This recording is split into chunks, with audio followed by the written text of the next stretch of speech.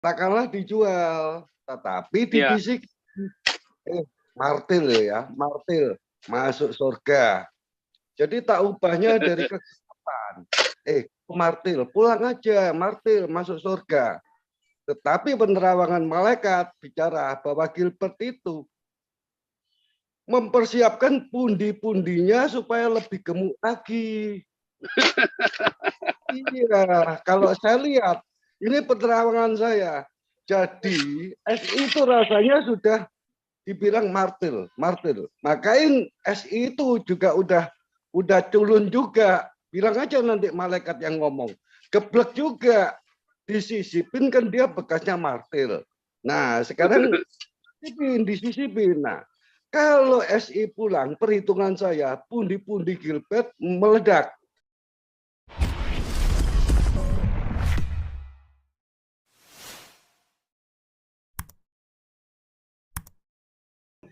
Ya Pak Rajauti. Ya sambil ngobrol-ngobrol aja Pak ya, karena Bapak ya. lagi jalan kan. Nah, enggak, jadi ini saya begini, di depan Pak. rumah tuh. Kan Oh iya, kelihatan kan. Ya. Nggak apa-apa, lanjut. Ya, maksudnya sambil, karena kan ini kan tanya jawab Alkitab kita sebenarnya hari ini, cuman kan ini kan supaya sesuai dengan konteks apa yang terjadi pada akhir-akhir ini, kebetulan kita membahas mengenai ayat-ayat perang katanya dalam Alkitab kan gitu ya.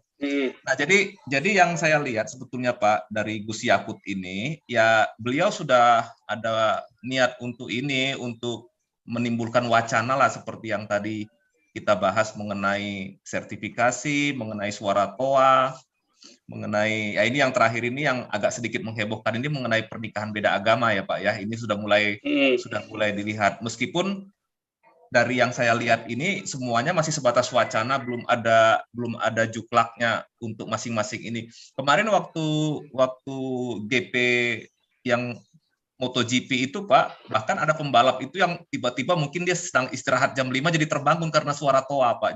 Dia kaget juga gitu ya. Bener ya, lagi kaget ya. Kaget ya, salah satu pembalap itu kelas dunia Pak. Jadi kaget ya gara-gara suara toa itu kan. Artinya memang ini sudah kita harus koreksi diri Pak, suka atau tidak suka gitu. Memang sudah seperti itu. Saya ingat kasusnya Meliana di Tanjung Balai, Sumatera Utara. Hanya gara-gara suaminya sakit, dia minta suara toa dikecilin, dia dihukum 2 tahun. Kemudian terjadi pembakaran vihara dan lain-lainnya. Mereka cuma dihukum 2 bulan, 3 bulan. Artinya ini kan ada semacam ketidakadilan gitu ya. Jadi memang kita udah harus ini Pak, udah harus banyak mengintrospeksi diri kita sebagai orang Indonesia ini ya, udah harus introspeksi diri lah, karena dengan hal-hal seperti itu kok sepertinya itu malah jadi banyak yang terkena kesusahan jadinya gitu Pak. Terus yang kedua masalah ini ya, label-labelisasi ini ya bagus juga, tetapi itu juga kita belum tahu perkembangannya sampai di mana. Kemudian ada yang menarik Pak terakhir ini, mengenai pernikahan beda agama. Ya, setahu saya dari tahun 1970-an itu orang cukup menikah di catatan sipil ya. Yang beda agama, catatan sipil sudah selesai. Gitu. Tetapi sesudah itu, dari mulai era tahun 80-an, sistem yang seperti itu sudah nggak ada Pak Paul. Jadi semua pernikahan yang secara negara itu harus disahkan sesudah pernikahan secara agama sah dulu gitu. Jadi artinya apa? Pilihannya 2. Cuman ada 1, ya orang harus menikah secara agama tertentu, satu agama aja, kemudian nanti sertifikat pernikahan ini dilaporkan ke catatan sipilnya gitu. Tapi terakhir-terakhir ini memang mulai menonjol ini sejak staf susnya Pak Jokowi itu menikah beda agama di gereja ya Pak ya, dan di ini. Saya melihat, jadi gini Pak Paul, ini menurut saya sih agak aneh ya.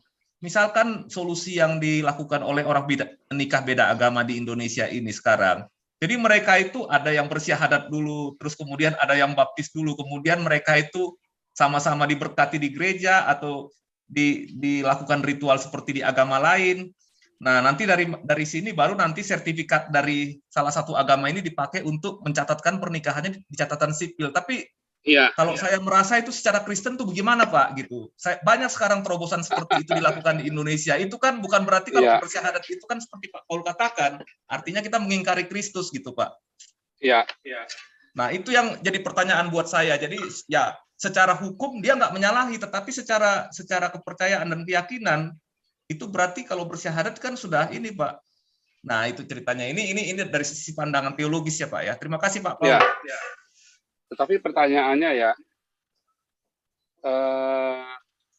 kalau memang dia mau beda agama, ya nggak apa-apa kan? Kan cuma agamanya saja beda, ya kan?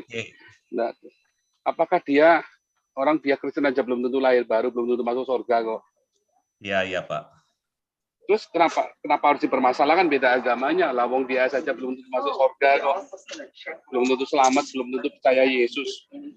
Betul. Kalau saya malah lebih cenderung lebih bagus, artinya pencatatan sipil itu tidak harus melalui pencatatan pernikahan secara agama dulu, kembali seperti tahun 70-an, Pak. Yang betul adalah catatan sipil yang penting. Justru buat saya yang penting adalah catatan sipil, bukan agama. Yang penting itu catatan sipil yang bukan agama justru. Betul ya, Pak Paul. Nah itu dia. Nah, jadi ini kelihatannya akan ramai juga beberapa hari ke depan ini. Ya. Isu seperti ini akan mulai muncul ke publik. Karena apa? Karena orang kebanyakan sekarang itu jadi pergi ke luar negeri untuk mencatatkan pernikahannya gitu ya. Konyol kan jadinya Pak Paul. Konyol, ya kan? Hanya demi beda agama kan? Hanya demi kawin, ya kan? Terus ya sampai pusing begitu kan? Iya Pak, jadi memang menarik Pak, karena Pak Paul bilang juga sesama, misalkan orang Kristen dengan orang Kristen juga belum tentu dua-duanya lahir baru Pak, kan gitu ya. Iya, belum tentu lahir baru, iya kan? Sesama orang Kristen belum tentu lahir baru kok. Jadi kenapa harus dipermasalahin?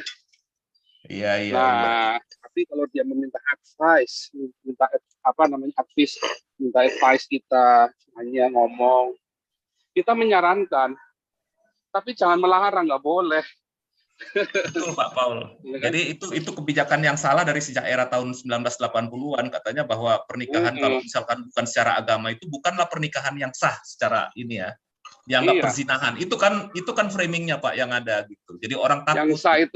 Yang sah itu kalau di catatan sipil, karena memang agama bisa nuntut apa kalau dia menikah gitu kan. Agama bisa menuntut apa kalau dia orang suami kemudian tidak menafkahi istrinya. Ya kan? Betul Pak Paul. Ya, kemudian kan? yang berikut Pak, ini mengenai Abi. Saya lihat dia makin teriaknya makin keras dari hari ke hari ini. Udah 3 hari ini saya lihat channelnya.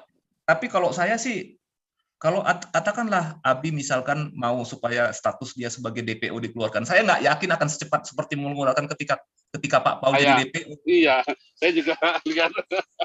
Saya nggak yakin Pak. Kalau saya jadi pemerintah nggak akan saya DPO kan, karena dari pengalaman saya justru itu salah mereka, ya kan? Justru bumerang buat mereka. Ya jadi kan? Sampai sekarang belum di DPO kan Pak saya lihat dan belum dinyatakan sebagai ini. Katanya terus FBI, tapi nggak mungkin lah saya kira. Nggak ada urusannya FBI dengan agama. Nggak ada Pak. Itu kalau teroris kalau teroris kecuali saya Budin ngebom. Kemungkinan pemerintah Indonesia intelijennya kan kemarin Pak Jenderal Pak Ponto kan pernah cerita Departemen Agama pun punya intelijen gitu kan. Ya, kemungkinan Pak. Intelijennya Departemen Agama punya informasi bahwa saya Budin mau ngebom. Oh gitu.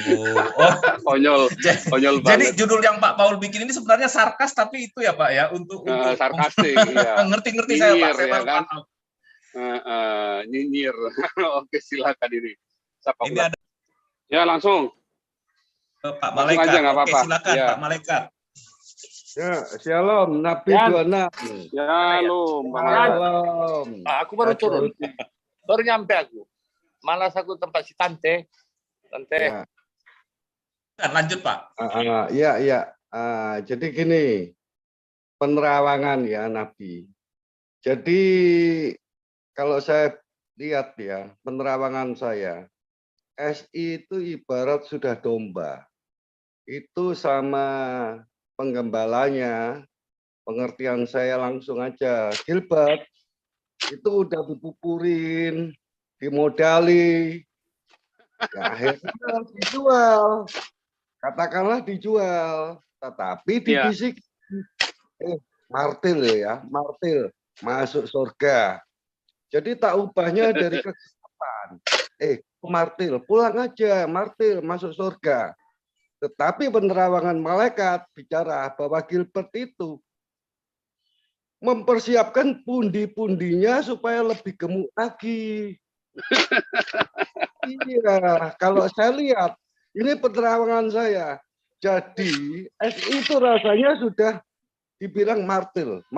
Makain SI itu juga udah culun juga. Bilang aja nanti malaikat yang ngomong. Geblek juga. Disisipin kan dia bekasnya martir. Nah, sekarang disisipin. Nah, kalau SI pulang, perhitungan saya, pundi-pundi Gilbert meledak. Itu pasti. Ya. Tetapi di sini, di Zoom ini ada nabi dan ada malaikat. Saya tetap yakin pundi-pundi nabi ke-26 pasti meledak. Jadi di sana pundinya mengalir ke sini. Kita buktikan, SI pulang. Nah, maka dari itu saya selama ini bingung. Selalu dia ngomong perpuluhan. Padahal Nabi kan sudah memveto bahwa itu sudah digenapi. Atau istilahnya dibatalkan. Nah, kalau saya melihat lagi dari sisi Katolik lebih fair. Katolik sudah tetap membahas tidak perpuluhan itu dibatalkan sudahan. Jadi tidak ada lagi perpuluhan. Itu dari ajaran Katolik. Tapi dalam kenyataannya Katolik pundinya tetap aja tidak bergoyang. Jadi kelihatannya Gilbert ini itu dia berpikiran bahwa kalau perpuluhan didengungkan, selama ini didengungkan, pundi-pundinya dia akan kering. Nah, dengan adanya Nabi ke-26, Gilbert itu ibarat orang catur, itu salah langkah. Langkah. Ya. Kalau ya itu salah langkahnya itu. Jadi ya semoga aja SI pulang. Jadi dia biar rugi ongkos untuk gemuin SI, macain SI, modelin SI. Pasti di belakang ini aktornya itu, yaitu Gilbert. Kalau saya ngomong, jadi iya, jadi seperti kayak Damaris juga itu dia akhirnya akhirnya kan juga tidak bisa tersalurkan hasrat birahinya, malah tutup. Jadi bilang aja kalau Amin Wijaya itu dengar malaikat bersabda, Gilbert sudah tidak diberkati lagi, sekarang sudah ganti. Dan adanya Nabi ke-26. Jadi saya di sini betul-betul tidak menyinggung RT 25 karena RT 25 saya anggap udah gelap lah. Pasti terang bakal mengalahkan gelap, tapi gelap tidak mungkin bisa mempengaruhi terang. Jadi pengertian di sini saya cuman berkutat kepada ini SI itu. Jujur itu dijual. Jujur saya kalau penerawangan malaikat itu dia memang dimodelin dan dijual. Jadi ada package, ada bohirnya. Bohirnya siapa lagi? Ya saya bilang Gilbert pengawal penerawangan saya. Memang cukup aneh ya Pak. Betul Pak, memang cukup aneh. 2008 atau 2009 saya dengar khotbahnya Gilbert, wah di gereja dia maki-maki orang Islam Pak. Tiba-tiba sekarang dia diam, ya kan? Ini kan memang cukup aneh kan? Nah mungkin ya tadi jangan-jangan Gilbert bohir kan? Ya, penerawangan saya juga istilahnya saya juga sudah ada umur Nabi. Ya mungkin saya bisa sama Gilbert dipersekusi seperti yang siapa itu juga satu rombongannya dia itu. Ya, di Simon sama si Patrick Smith.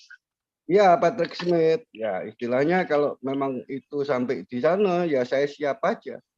Saya bilang mungkin saya bisa juga mendunia, nama saya malaikat ini. Iya. Saya bilang gitu ya, terima kasih aja. Langsung saya poin aja, saya nggak ada rasa takut. Memang saya rakyat Ya. jelata.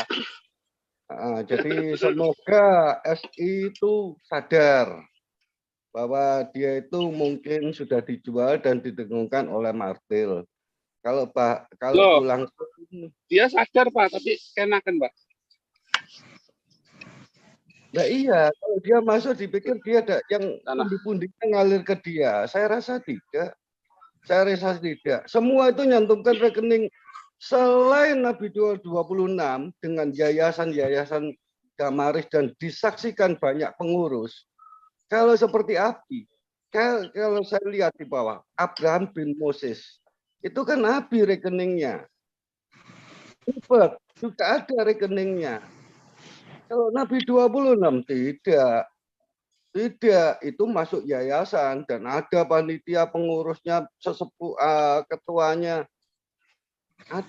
Itu. Jadi beda sekali. Jadi makain dari itu bagi para penabur sadar kalau nabur itu pada yang rekeningnya berbentuk badan hukum sehingga apalagi transparan sehingga taburan-taburan itu seperti Nabi. Jadi menabur satu butir bisa keluar gandum yang banyak beberapa. Terus Nabi, saya ini terus terang aja ya. Terus terang aja. Kata-kata tabur tua itu kok saya pribadi ya, menerawang itu untuk penggembala. Jadi Nabi 26 kan pernah ngomong satu butir bisa jadi gandum beberapa puluh butir.